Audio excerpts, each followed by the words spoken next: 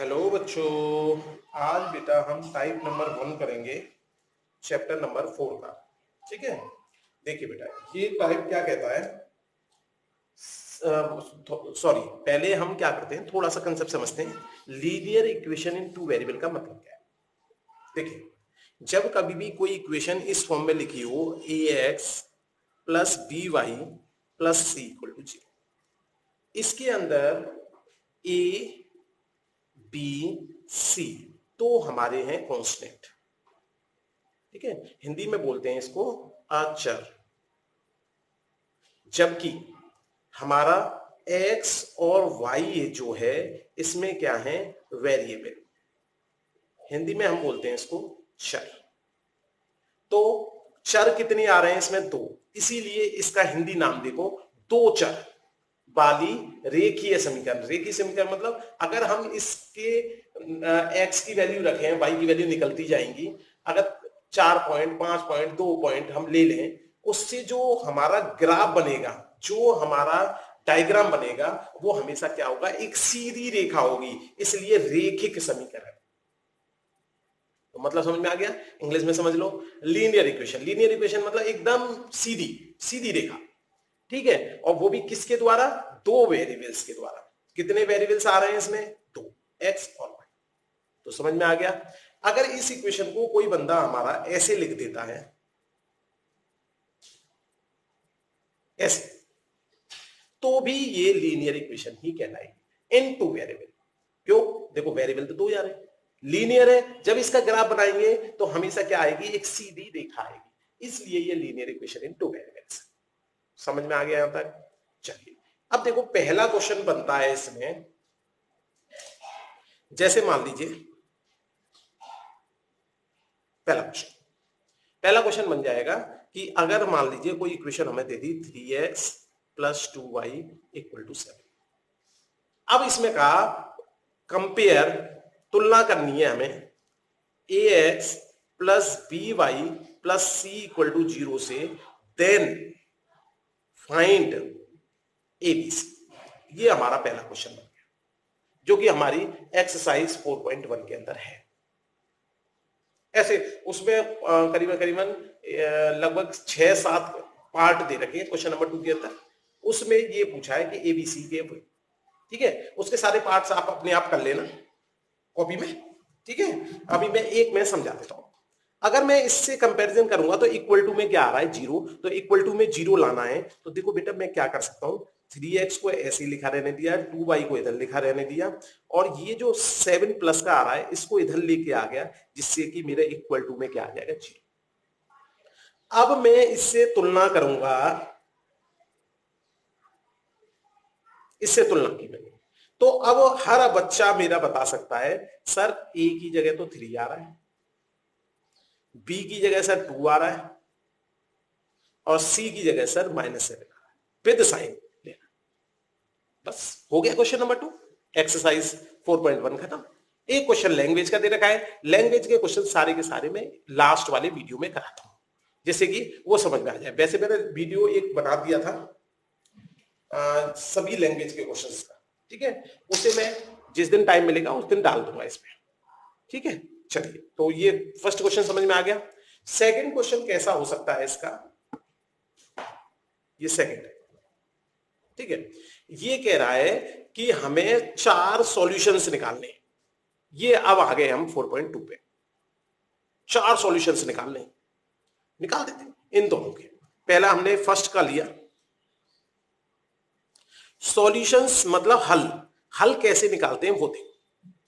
हमेशा ये कोशिश करो जिसकी जो कोफिशिएंट है, ये जो था, एक मिनट ये और बता दूं। देखिए ये जो x का एक साथ में आ रहा है, इस a को हम बोलते हैं इसका कोफिशिएंट, गुणांक। y का कोफिशिएंट b कहलाएगा। c कांस्टेंट है तो कांस्टेंट का कोई कोफिशिएंट नहीं है, कांस्टेंट कांस्टेंट होता है। ठीक है, तो कोफिशिएंट समझ में आ गया। तो अगर यहां पे हम देखें, यहां पर x का कोफिशिएंट आ रहा है 1, 2, यहां y का कोफिशिएंट आ रहा है 1, तो जो कोफिशिएंट छोटा हो उसको एक साइड में लिखते हैं, बाकी को इसको इधर भेज देंगे।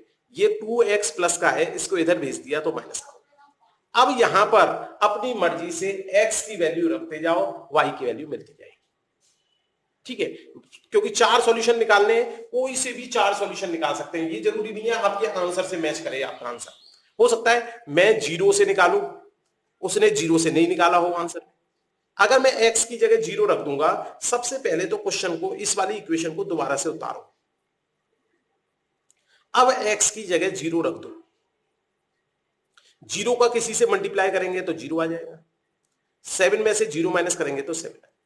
देखो, जब मैंने x 0 रखा तो y आया मेरा, इंप्लाइज कर देता हूं, y आया 7। एक सॉल्यूशन ये लिखा कैसे जाता है, हमेशा x पहले लिखते हैं, y बाद में लिखते हैं। जब मैंने x 0 रखा था तो y क्या आया मेरा 7, ऐसे लिखना है। हमेशा याद रखो, x पहले लिखना है और y बाद में। चलिए, अब दूसरा मैं निकालता हूं, x की जगह 1 लिख देता हूं। अगर x फिर से दोबारा से इक्वेशन उतारूंगा, अब x की जगह 1 लिखूंगा। देखो ये y चल रहा है, 7, 2 बन जा 2, बोर्ड मास क्या कहता है, पहले मल्टीप्लाई करना पड़ेगा, तो 2 बन जा 2, तो ये हो गया y इक्वल टू 5। तो देखो x की जगह जब मैंने 1 रखा था तो y की वैल्यू मेरी कितनी आई, 5। तो अब कितने सॉल्यूशन निकल गए हमारे, 2 सॉल्यूशन निकल चुके हैं। ठीक है, अब तीसरा, जब 0 रख दिया, 1 रख दिया, अब की बार -1 रख देता हूं। इक्वेशन को दोबारा से उतारो, इक्वेशन है हमारी y equal to 7 minus 2x। चलिए, अब मैंने पुट कर दिया x की जगह -1 रख, पहले इक्वेशन तो उतार ही ली मैंने, 7 माइनस 2, x की जगह -1 रखूंगा तो ये 7 माइनस माइनस प्लस हो गया, ये 2, ये हो गया मेरा 11। ठीक है बेटा, तो यहां पर x की जगह जब मैंने -1 रखा तो y की वैल्यू 11 आ गई। एक वैल्यू और रख देता हूं, x की जगह 2 रख देता हूं। इक्वेशन दोबारा से उतारूंगा मैं, x की जगह 2 रख दूंगा तो ये 7 माइनस 4 हो गया, तो y की वैल्यू हमारी आ गई 3। देखो बेटा, जब मैंने 2 रखी थी x की जगह तो y की जगह आ गया 3। हमेशा इस गलती को कभी मत करना, हमेशा पहले x लिखना है और बाद में y।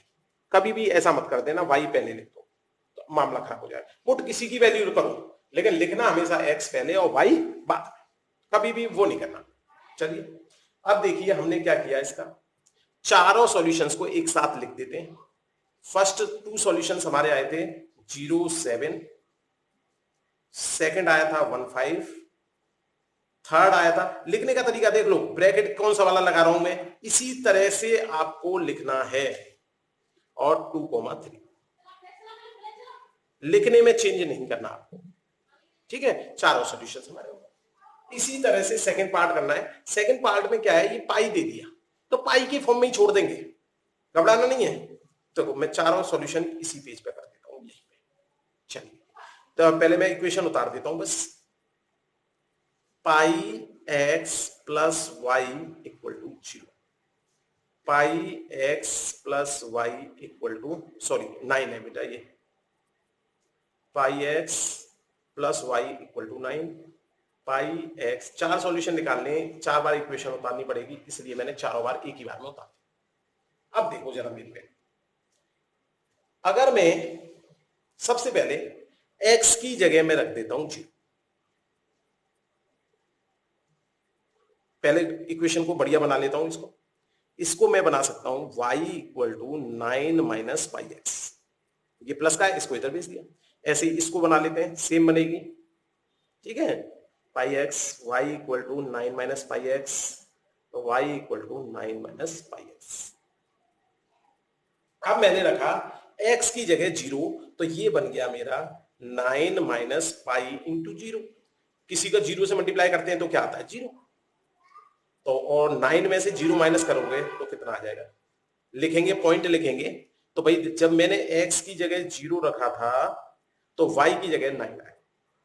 इसके बाद दूसरा पॉइंट देखो, अगर मैंने x की जगह 1 रख दिया तो देखो क्या होगा, y equal to 9 minus pi into 1, pi into 1 pi हो गया। तो इसको हम, ये नहीं है 22/7 रखो, यहीं पे छोड़ दो, ऐसे छोड़ो, तो इसको पाई के फॉर्म में भी छोड़ सकते हैं, तो 1,9 माइनस पाई। अगर कोई बच्चा 22/7 लिख के इसका फ्रैक्शन कर लेता है तो भी कोई बात नहीं, तब भी आंसर सही माना जाएगा, और इस फॉर्म में भी छोड़ देंगे तो भी आंसर सही है। अब देखिए थर्ड में मैंने रख दिया अब की बार एक्स की जगह 2, मर्जी मेरी है, कुछ भी रख सकता हूं मैं। एक्स की जगह 2 रखा तो ये y equal to 9 minus pi into 2, pi into 2 क्या हो गया 2 पाई। अब इसको इसी फॉर्म में छोड़ दो, बस पॉइंट लिख दो, x की जगह जब 2 लिखा था तो ये आया 9 माइनस 2, ये बस ध्यान रखना है। इधर देखो अब की बार मैंने 3 रख दिया, x की जगह क्या रख दिया 3। देखो मैंने पहले -1 रखा था, अब की बार नहीं रखा -1, मर्जी है मेरी। माइनस में अगर मेरे को कैलकुलेशन कठिन लग रही है तो माइनस की वैल्यू मत रखो, ये थोड़ी है, अपनी मर्जी है, 100 रखो, 1000 रखो, 5000 रखो, मर्जी है, कैलकुलेशन बड़ी हो जाएगी वो आपको ही संभालनी है। इसके बाद y इक्वल टू अगर मैंने x की जगह पर 3 रख दिया तो ये हो गया 3 पाई, तो ये 9 माइनस 3 पाई हो गया। अगर पॉइंट को लिखना चाहूं तो मैं, जब मैंने 3 रखा था x की जगह तो आंसर आया 9 माइनस 3 पाई, ब्रैकेट बंद, खत्म। समझ में आ गया। अब देखिए क्वेश्चन नंबर 3, इसी टाइप का क्वेश्चन नंबर 3 है, इसी जैसा। देखिए क्वेश्चन नंबर 3 क्या कह रहा है, k की वैल्यू फाइंड करनी है, k की वैल्यू फाइंड करनी है, और जब हमारे पास x की वैल्यू 2 और y की वैल्यू 1 दे रखी है, x की 2 दे रखी है और y की 1 दे रखी है, तब हमें यहां पर इस इक्वेशन में k की वैल्यू फाइंड। जब भी ऐसा क्वेश्चन आए हमेशा x की वैल्यू दे रखी है, y की वैल्यू दे रखी है, रख दो। पहले सबसे पहले इक्वेशन को दोबारा से उतारो, इक्वेशन दोबारा उतारने से गलती होने के थोड़े से चांसेस कम हो जाते हैं। डायरेक्ट वैल्यू रखते हुए कभी कभी हम भूल जाते हैं या कुछ गलती कर देते हैं, इससे बढ़िया इक्वेशन जब हमें सामने होती है तब वैल्यू रख करते हैं हम, तो आसानी से काम चल जाता है। तो हमने देखा इसमें 2 x की जगह पर 2 रखना है, 3 y की जगह पर हमें 1 रखना है, और k तो k है, ये फाइंड करना है। केवल मैंने क्या किया वो देख लो ध्यान से, x की जगह पर 2 और y की जगह पर 1 रख दिया, क्योंकि ये दो वैल्यूज मुझे पहले से दे रखे। कोई परेशानी यहां तक। अब बताओ इतनी सिंपल सी कैलकुलेशन 2 से 2 का मल्टीप्लाई कौन नहीं कर पाएगा, 3 का 1 से मल्टीप्लाई। अब बताओ क्या मैं k में 4 में 3 प्लस नहीं कर सकता, k की वैल्यू आ गई। इतने आसान क्वेश्चन। इसी के साथ आपकी एक्सरसाइज 4.1 और 4.2 खत्म हो गई, केवल लैंग्वेज वाले क्वेश्चन बचे। उसके लिए मैं लास्ट में, सबसे लास्ट में एक टाइप बना दूंगा जिसमें सारे लैंग्वेज के क्वेश्चन एक ही टाइप में करा दूंगा। चलिए ठीक है, समझ में आ गया कि नहीं आ गया। अब इसमें आप जो है मैं 3-4 क्वेश्चन लिख देता हूं जिससे कि सॉल्यूशन निकालना आ जाए। अगर आपको सॉल्यूशन निकालना आ गया तो फिर आपको ग्राफ बनाना आ जाएगा। इसके बाद टाइप नंबर 2 में मैं ग्राफ बनाना सिखाऊंगा। ग्राफ बनाना जब ही आ सकता है जब सॉल्यूशन निकालना हो, इसलिए इसको अच्छी तरह करना है, बहुत अच्छी तरह। इसीलिए होमवर्क में क्वेश्चन लिखिए कुछ, ये इसके वीडियो के साथ ही सॉल्यूशन करके देने हैं आपको, ठीक है। चलिए देखिए क्वेश्चन नंबर 1 है, फाइंड 4 सॉल्यूशन, 4 सॉल्यूशन निकालने ईच इक्वेशन, प्रत्येक इक्वेशन के 4 सॉल्यूशन निकालने।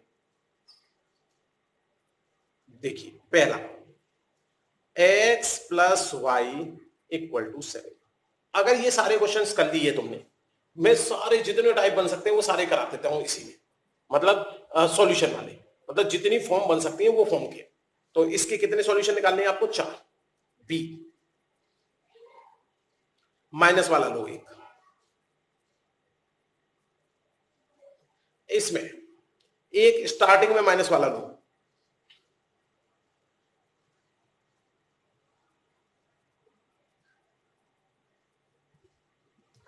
हमने 10 20 चलो ठीक है। अब एक आप लो दोनों नेगेटिव,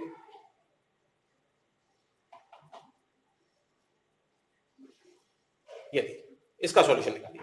ई 5वां लीजिए आप फ्रैक्शन वाला,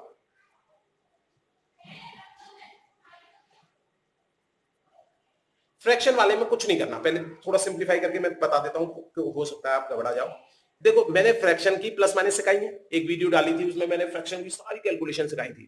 देखो नीचे वाले का नीचे वाले से मल्टीप्लाई कर देता हूं मैं, ये क्रॉस कर दूंगा तो 2x plus 3y equal to ये 6, इसके नीचे कुछ नहीं है तो 1। अगर मैं इसका क्रॉस मल्टीप्लाई कर दूं बेटा तो ये बन जाएगा मेरा 2x प्लस 3y और 6 6 जा 36। देखो इस क्वेश्चन में और इस क्वेश्चन में कोई अंतर है ज्यादा? ये देखो इन दोनों में कोई ज्यादा अंतर है? सेम है, बस केवल डराने के लिए फ्रैक्शन में दे दिया उसे। तो फ्रैक्शन का जब भी कैलकुलेशन आ जाएगा तो तुम क्या करोगे, पहले वो सिंप्लीफाई करोगे, बढ़िया इक्वेशन बनाओगे, उसके बाद वैल्यू डालना। अगर इसी में वैल्यू डालोगे तो फिर गलती करोगे, बहुत सारी कैलकुलेशन बहुत कठिन हो जाएगी। एक डेसिमल का ले लीजिए,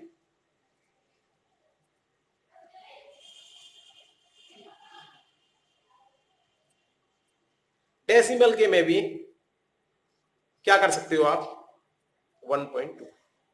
पहले डेसिमल हटाना, फ्रैक्शन बन जाएगा, डेसिमल हटाओगे तो फ्रैक्शन बनेगा, फ्रैक्शन को कैलकुलेट करोगे तो फिर ये सिंपलेस्ट फॉर्म बन जाएगा, उसके बाद एक्स और वाई की वैल्यू रख दें। ये 6 क्वेश्चन है तुम्हारे होमवर्क में, आज ये 6 क्वेश्चन आपको करके देने। Thank you.